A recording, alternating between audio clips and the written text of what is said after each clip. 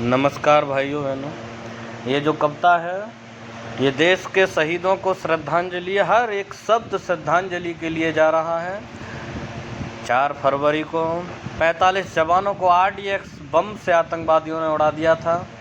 तब कविताओं में बहुत तेज झड़ियाँ लग गई थी कवि की लाइनों की, और कवि का प्रतिशोध उठा अपनी खुद की लिखी हुई कविताओं के द्वारा। आइए मैं उन्हीं एक कविता और एक बहुत बड़े कवि डॉक्टर हरिओम पवार की कुछ लाइनों को आपके सामने मैं पेश करने जा रहा हूँ। ये लाइन नहीं, ये वाकई में उन देश के शहीदों को सच्चे दिल से श्रद्धांजलि है जिन्होंने देश के लिए खुशी खुशी अपना बलिदान दे दिया। चलिए आज हम सभी को उनको सच्चे दिल से उनको याद करेंगे, आह्वान करेंगे।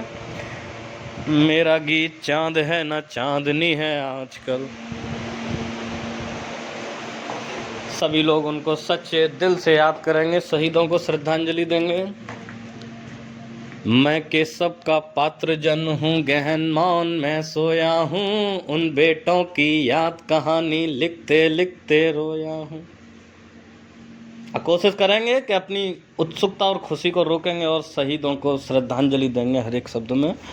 ये बहुत सुंदर लाइनें हैं शहीदों को श्रद्धांजलि देने को।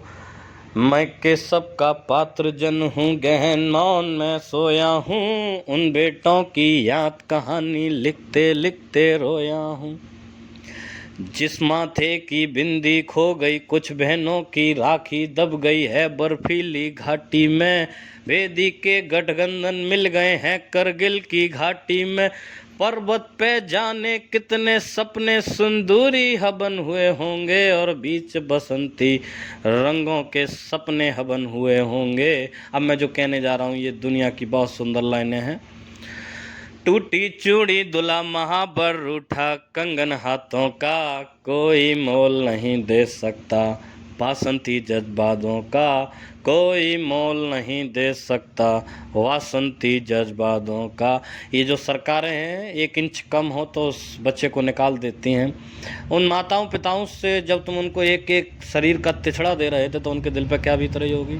तो एक माँ ने भी कह दिया कि मुझे अपने बच्चे को पूरा बच्चा चाहिए, जैसे तुम भी पूरा लेते हो तो हमें भी पूरा चाहिए। तो देश के आला अफसर के आंखों में आंसू आ गए और उनके घर में उनकी, आइए चलो एक दृष्टांत और दिखाते हैं कि उनके घर में उनकी पत्नी के साथ क्या बीता होगा। ये नया लड़का था इसमें एक, जिसकी शादी हुई थी और उसने अगले ही दिन उसकी शादी के साथ वो गया और युद्ध खबर आती है कि युद्ध छिड़ गया है और आप आ जाइए।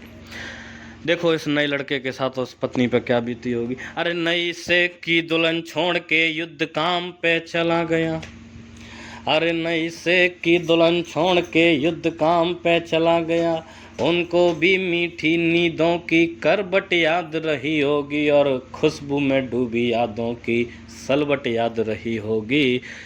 और ये दुनिया की सबसे बड़ी लाइनें, इन लाइनों के आगे सारी लाइनें छोटी हैं और मैं तो कहूँगा कि ये पूरे विश्व की सबसे बड़ी लाइनें हैं।